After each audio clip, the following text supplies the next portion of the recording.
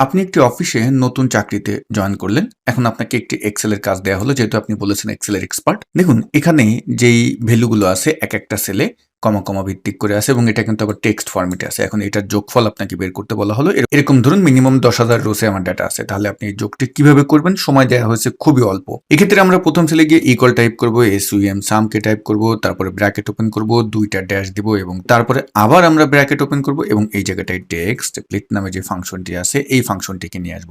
Text হলো আমার এই সেল, কমা এবং ডেলিমিটার কি? ডেলিমিটার হলো আমার যে ওই যে প্রত্যেকটা ভ্যালুর পরে যে কমা আছে এটা হলো আমার ডেলিমিটার। ডাবল কোটেশন দিয়ে, কমা দিয়ে, আবার ডাবল কোটেশন দিলাম, ডেলিমিটারটা বুঝিয়ে দিলাম, ব্র্যাকেট ক্লোজ এবং কন্ট্রোল এন্টার দিলাম। একটা ওয়ার্নিং দিতে পারে, জাস্ট ইয়েস দিয়ে দেবেন। এখন যদি আমি এটাকে কি করি? ২ টা ক্লিক দিয়ে নিচে নামিয়ে দিই, আমার সুন্দরভাবে কিন্তু প্রত্যেকটার যোগফল বের হয়ে গেল।